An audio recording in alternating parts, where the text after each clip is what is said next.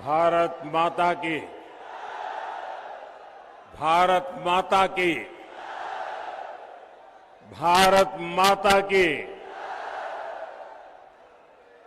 हंडिया सूर्य मंदिर के ई पवित्र भूमि के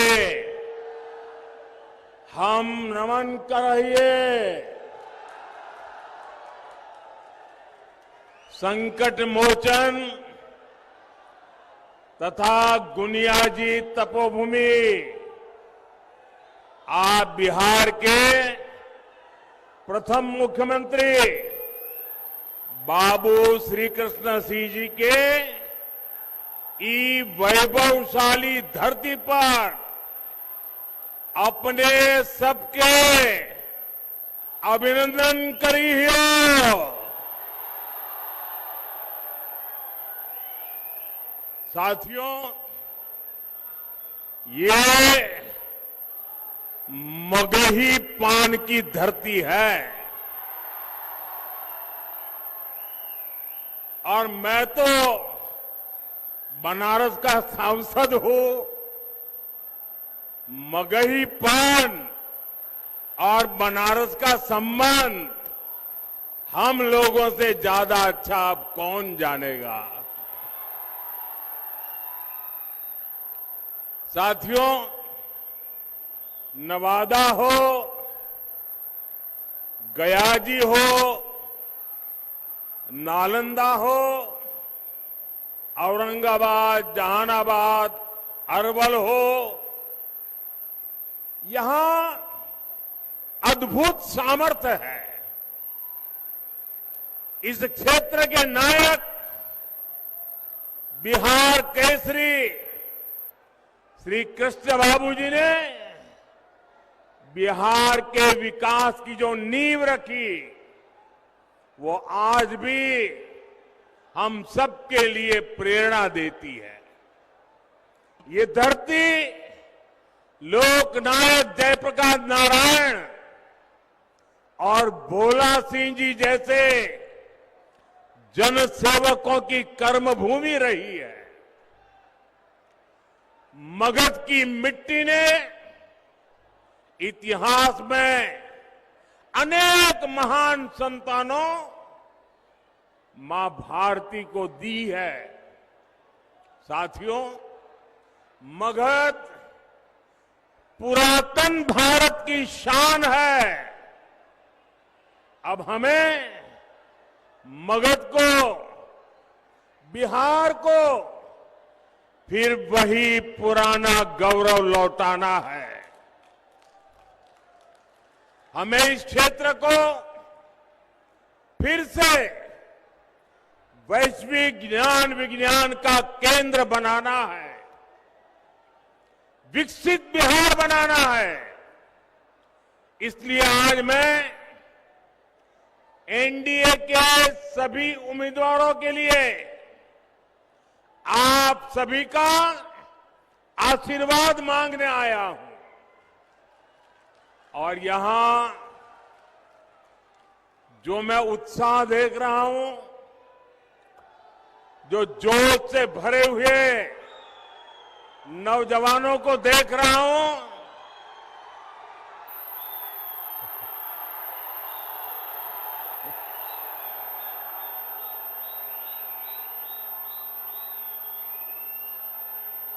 उसका एक ही संदेश है, फिर एक बार एनडीए सरकार, फिर एक बार, फिर एक बार, फिर एक बार, फिर एक बार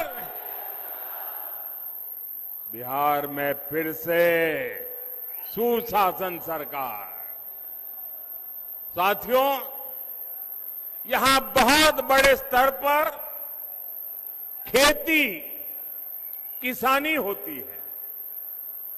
अनेक परिवार पशुपालन से भी जुड़े हैं। आजादी के बाद की सरकारों ने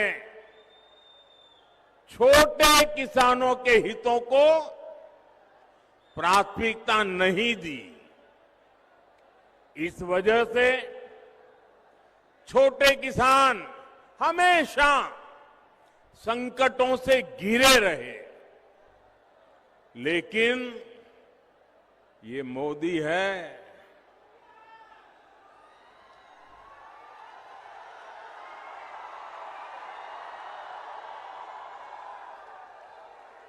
जिसे किसी ने नहीं पूछा, मोदी उन्हें पूजता है।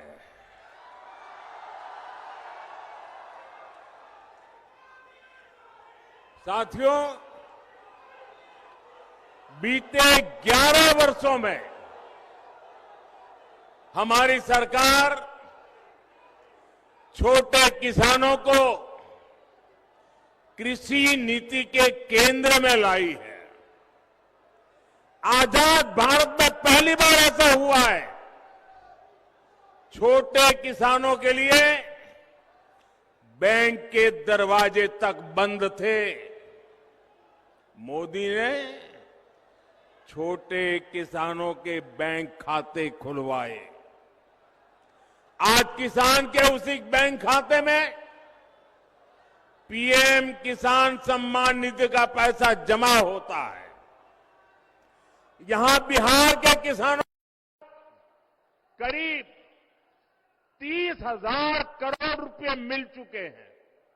ये मैं आंकड़ा सिर्फ बिहार के किसानों का बताता हूं। और इतना ही नहीं, हमारे नवादा जिले का भी आंकड़ा हम सबका गौरव बढ़ाने वाला है।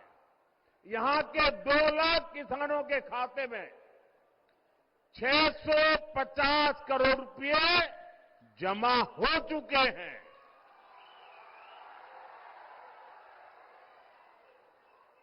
और मेरे भाइयों बहनों, याद रखिए, ये सारा का सारा पैसा बिना कट कमीशन और करप्शन के किसान के खाते में जमा हुआ है। अगर जंगल राज वाले होते, उनके साथी कांग्रेस वाले होते, तो आपके हक का ये सारा का सारा पैसा लूटकर अपनी तिजोरी भर लेते। और ये मैं नहीं कह रहा हूं, कांग्रेस के ही एक प्रधानमंत्री ने कहा था कि दिल्ली से 1 रुपया निकलता है तो गांव जाते जाते 15 पैसा हो जाता है। ये रास्ते में ये कौन सा पंजा था जो रुपये को घिस करके 15 पैसा बना देता था। साथियों, बिहार के लिए एनडीए का जो घोषणा पत्र आया है, उसमें तो किसानों और पशुपालकों को डबल उपहार मिला है। अभी किसानों को केंद्र सरकार, दिल्ली की सरकार पीएम किसान सम्मान निधि के 6,000 रुपये उनके खाते में जमा करती है। अब बिहार एनडीए ने ये घोषणा की है कि यहां फिर से सरकार बनने के बाद भारत सरकार जो देती है उसके उपरांत 3,000 रुपये अतिरिक्त हमारे किसान साथियों को दे दिया जाएगा।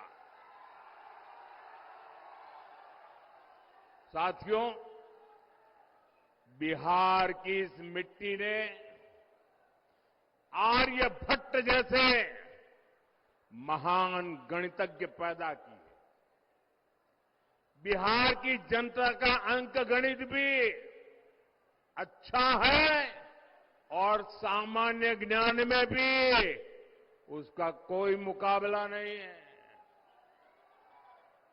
ये चारे वाले सोचते हैं कि बिहार की जनता को चरा जाएंगे, जबकि इनकी रग रग की सच्चाई ये बिहार की जनता भली भांति जानती है। साथियों, आरजेडी हो या कांग्रेस, ये सिर्फ दो परिवारों के ही इर्द गिर्द सिमटी हुई पार्टियां हैं। एक बिहार का सबसे भ्रष्ट परिवार, दूसरा देश का सबसे भ्रष्ट परिवार। और इनके दो परिवारों में ही बड़ा घमासान छिड़ गया है। यहां एक जंगल राज के युवराज है, उन्हें लगता है कि कांग्रेस के युवराज की पदयात्रा ने उन्हें ही पैदल कर दिया है।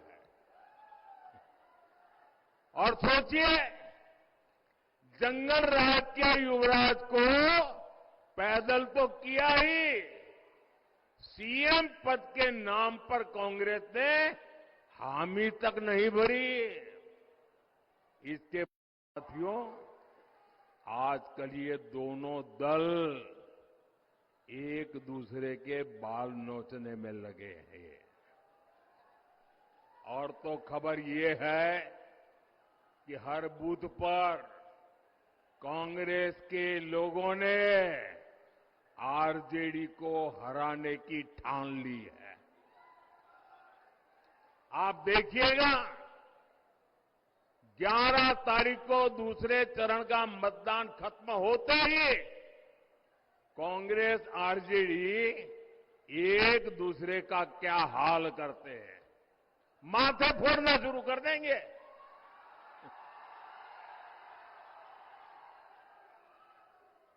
साथियों, बिहार का तेज विकास एकजुट एनडीए ही कर सकता है।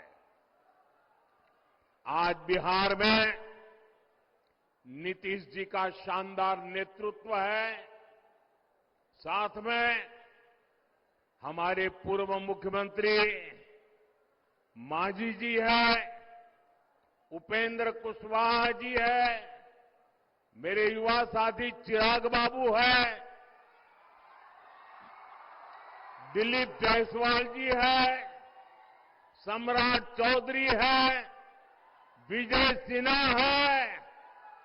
ऐसी एक सशक्त टीम हमारे पास है। एनडीए सबको अवसर देता है, सबको सम्मान देता है, जबकि जंगल राज वालों के लिए सिर्फ और सिर्फ अपना परिवार सबसे ऊपर है। साथियों, जो पिछड़ा है वो हमारी प्राथमिकता है। एनडीए सरकार की कल्याणकारी योजनाओं में ये साफ साफ दिखता है। हर गरीब को पक्का घर मिले, ये मोदी का संकल्प है। हमारी सरकार ने गरीबों के लिए देश में 4 करोड़ से ज्यादा पक्के घर बनवाए। ये 4 करोड़ घर आंकड़ा छोटा नहीं है। यहां बिहार के भी 60 लाख परिवारों को पक्के घर मिले। ये घर किसको मिले हैं? इन घरों के लाभार्थी गरीब, दलित, महादलित, पिछड़े, अति पिछड़े परिवार के ही लोग हैं। साथियों, नल से जल हो, गैस कनेक्शन हो, शौचालय हो, बिजली कनेक्शन हो, इसका सबसे बड़ा लाभार्थी भी वंचित समाज ही है। एनडीए सरकार मुफ्त अनाज और मुफ्त इलाज की भी सुविधा दे रही है, ताकि गरीब की, वंचित की चिंता कम हो। साथियों, यही तो सामाजिक न्याय की सच्ची परिभाषा है। और ये परिभाषा बिहार ने देश को दी थी, लेकिन इन भ्रष्ट परिवारों ने अपने स्वार्थ के लिए ही इसका उपयोग किया। मैं बिहार एनडीए की टीम को बधाई दूंगा कि आपने सच्चे सामाजिक न्याय के संकल्प को लगातार मजबूती दी है। भाइयों और बहनों, मगध की इस धरती ने हर उतार चढ़ाव देखे हैं। मैं यहां के सभी नौजवान साथियों को बहुत सतर्क रहने के लिए कहूंगा।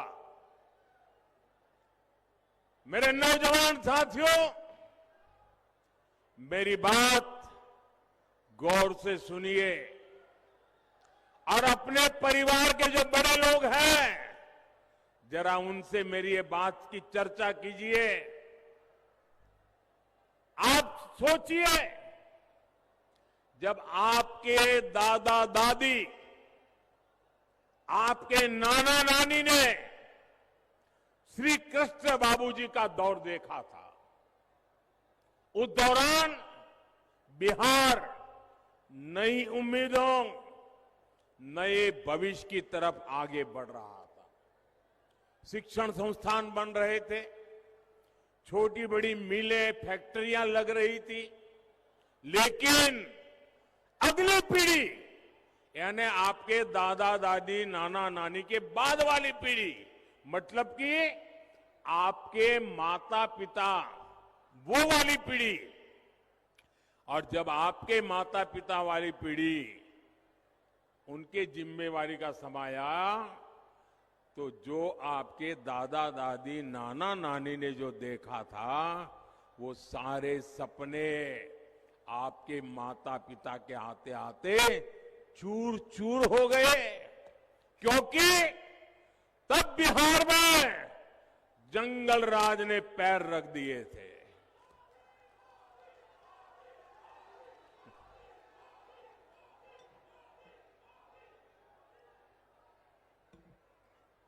साथियों,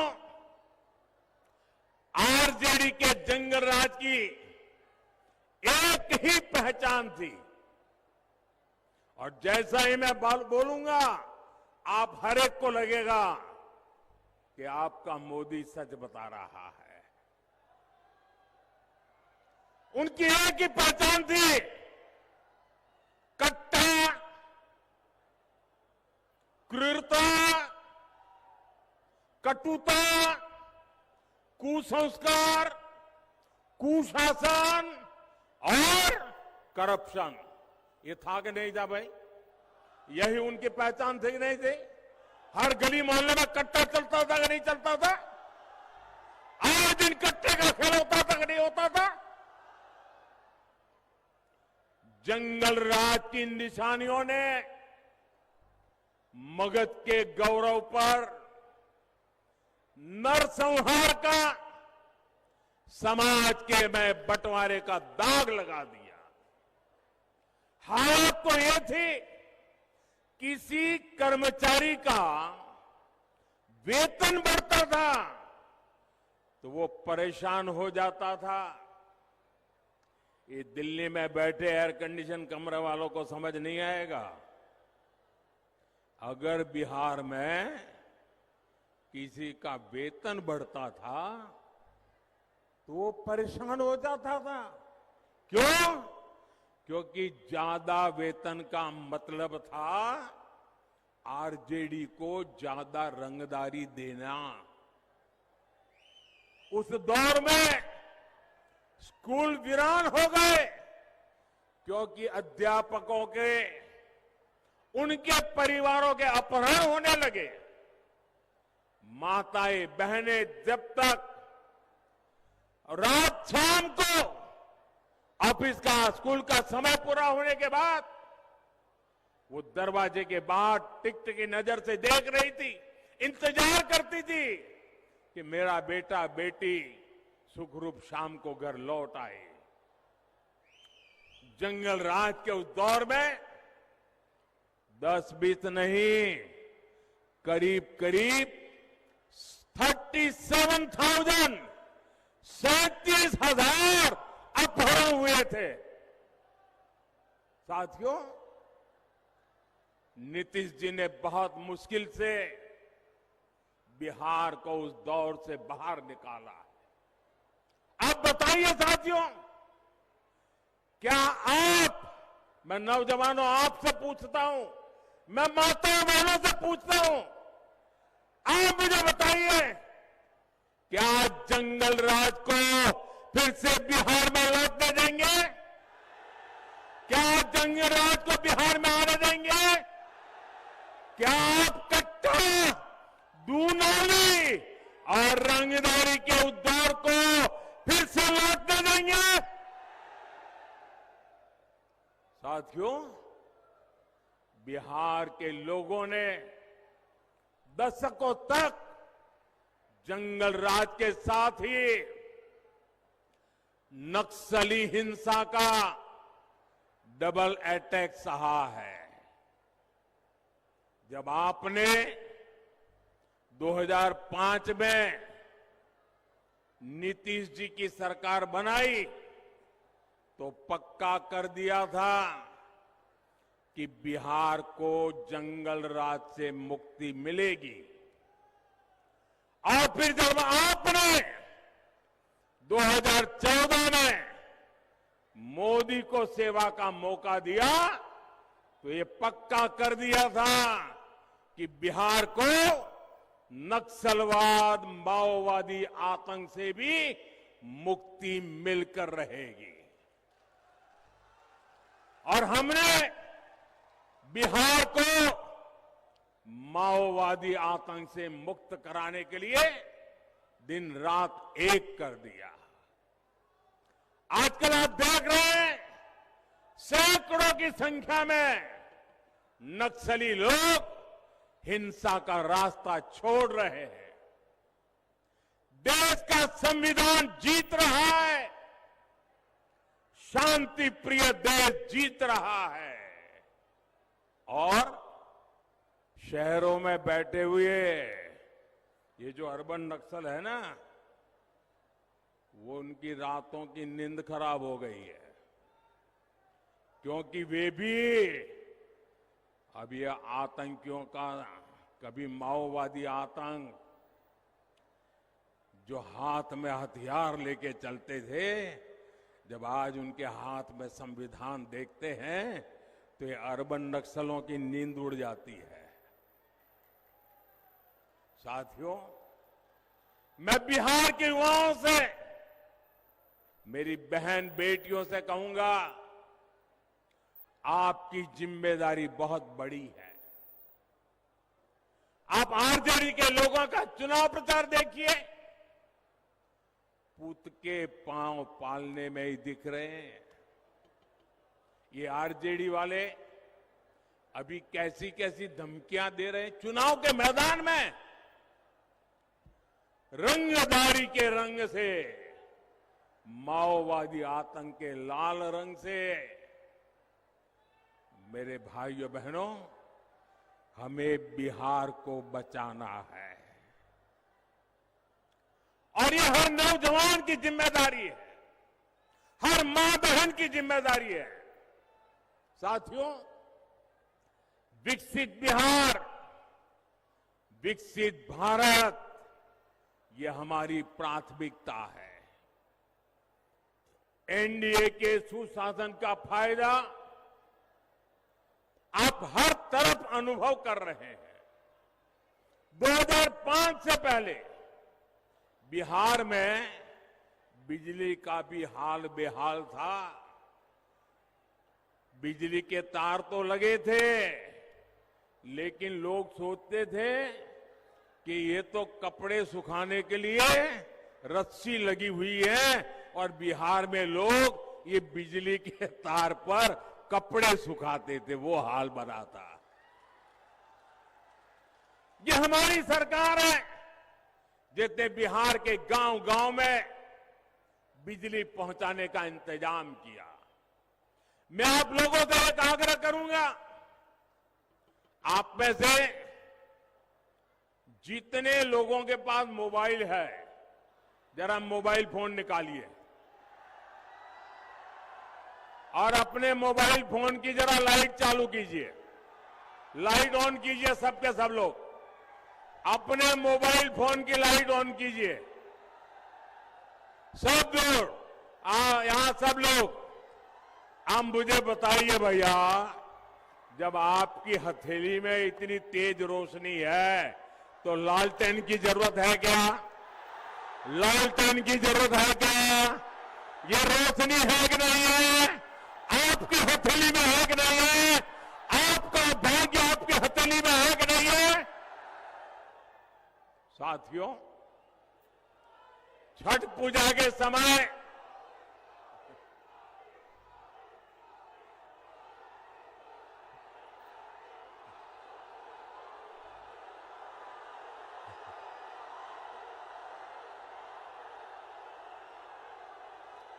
आप मोबाइल नीचे करिए भैया, आपका प्यार मुझे मंजूर है। साथियों, छठ पूजा के समय हम प्रकृति की, सूर्य देव की पूजा करते हैं। आरजेडी कांग्रेस के लोग छठी मैया की पूजा को नौटंकी, ड्रामा बताते हैं, ड्रामा। छठी मैया का अपमान करते हैं। इन लोगों को सूर्य देव की शक्तियों का भी अंदाजा नहीं है।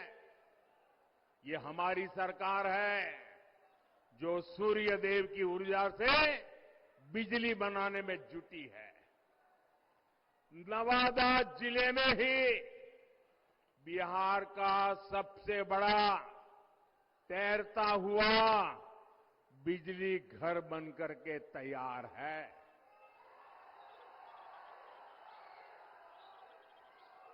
और जो दिल्ली से, बड़े बड़े शहरों से ये चुनाव की खुशबू लेने आए हैं ना, उनको भी मैं कहूंगा, जरा नवादा का ये तैरता हुआ सोलर प्लांट देख करके जाइए।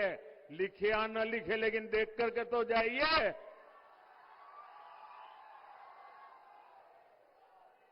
हम बिहार में पीएम सूर्यघर मुफ्त बिजली योजना का भी विस्तार करने में जुटे हैं।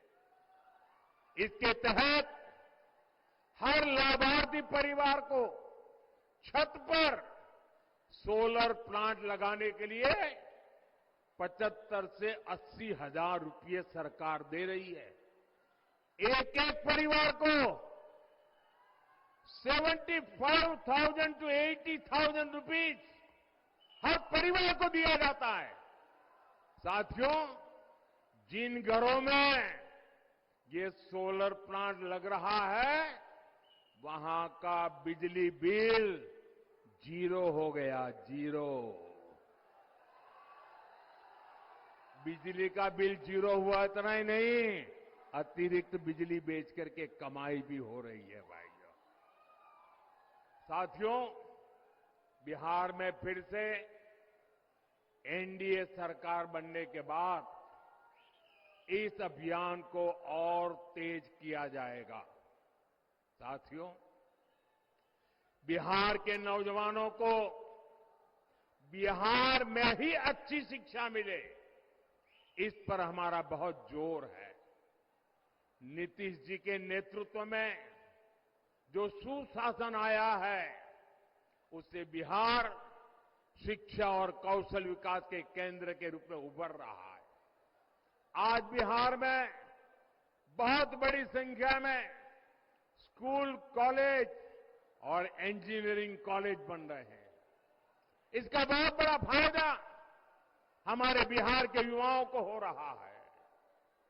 अब उनके सामने पढ़ने के लिए दूसरे राज्यों में जाने की मजबूरी नहीं है। साथियों, आने वाले समय में ये क्षेत्र अमृतसर, कोलकाता इंडस्ट्रियल कॉरिडोर का महत्वपूर्ण केंद्र होने जा रहा है। हजारों करोड़ रुपए का निवेश यहां होने वाला है।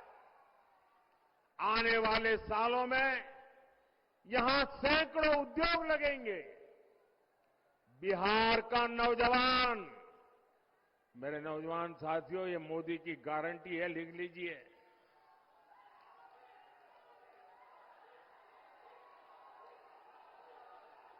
आने वाले समय में बिहार का नौजवान बिहार में ही काम करेगा।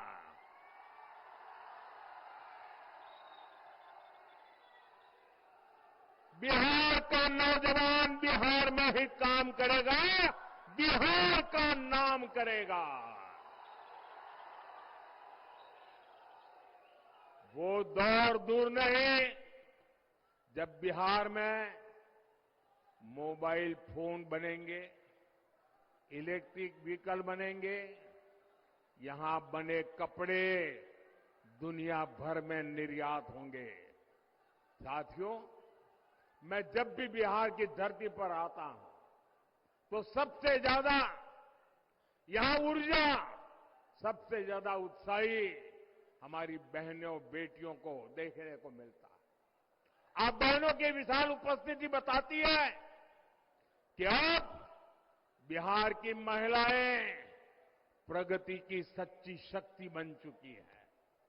कोई जीविका दीदी बनकर गांव की अर्थव्यवस्था में योगदान दे रही है, कोई लखपति दीदी बनकर आत्मनिर्भरता की मिसाल जगा रही है, कोई कृषि सखी, कोई बैंक सखी या नमो ड्रोन दीदी बनकर विकसित बिहार की कहानी लिख रही है।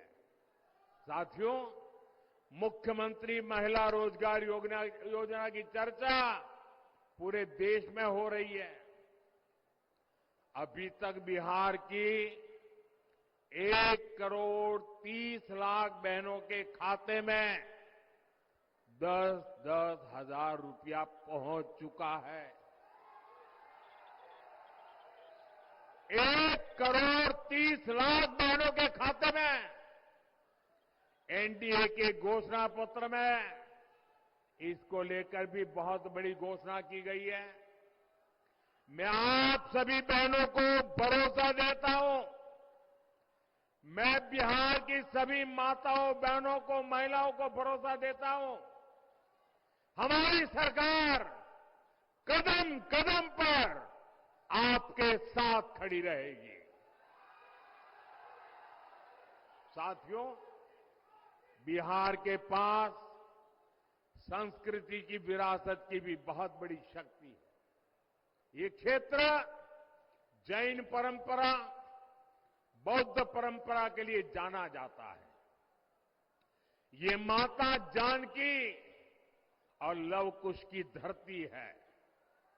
हम रामायण सर्किट के तहत तीर्थों का विकास कर रहे हैं। हम बौद्ध सर्किट के निर्माण पर निवेश कर रहे हैं। हमारा प्रयास यही है कि बिहार में ज्यादा से ज्यादा तीर्थयात्री आए, विदेशी पर्यटक आए। साथियों, पर्यटन के साथ साथ खेल भी रोजगार का एक बहुत बड़ा माध्यम है। बिहार देश में खेलों का एक बड़ा केंद्र बनता जा रहा है। बीते सालों में बिहार इंटरनेशनल स्पोर्ट्स मैप पे आया है। राजगीर में भी शानदार स्टेडियम बन चुका है। अब स्पोर्ट्स में भी बिहार के बेटे बेटी तिरंगे की शान बढ़ाएंगे। साथियों, 6 नवंबर के लिए अब कुछ ही समय शेष है। इस बार हमने देखा है छठ महापर्व के लिए पहले से कहीं ज्यादा साथी अपने गांव आए हैं। मैं उनसे आग्रह करूंगा क्योंकि लोकतंत्र में मतदान करना ये हमारा अधिकार भी है, हमारी जिम्मेदारी भी है। और इसलिए जो लोग बिहार आए हुए हैं और जिनका यहां की मतदाता सूची में नाम है, उन्होंने अपने इस अधिकार का पूरा उपयोग करना चाहिए। मतदान किए बिना वापस नहीं जाना चाहिए, मतदान करके ही अपने क्षेत्र में जाए। साथियों, विकसित बिहार के लिए आपका एक एक वोट बहुत जरूरी है। साथियों, आप इतनी विशाल संख्या में जो उम्मीदवार हैं, उनसे मेरी प्रार्थना है जरा आगे आ जाइए। सभी उम्मीदवार यहां खड़े हो जाइए कतार में। हाँ, खड़े हो जाइए। सब खड़े हो जाइए। हाँ, मैं आपको मिलना चाहता हूं। जरा थोड़ा पीछे हट जाइए, मैं आपको मिलकर के जाऊंगा। इतनी विशाल संख्या में हमारे साथियों को आशीर्वाद देने के लिए आप पहुंचे हैं। आपके आशीर्वाद इन सबको मिले, वे हमारे प्रतिनिधि बने और विकसित बिहार का सपना पूरा करें। दोनों मुट्ठी बंद करके मेरे साथ बोलिए, भारत माता की, भारत माता की, भारत माता की, भारत माता की। वंदे वंदे वंदे वंदे वंदे वंदे।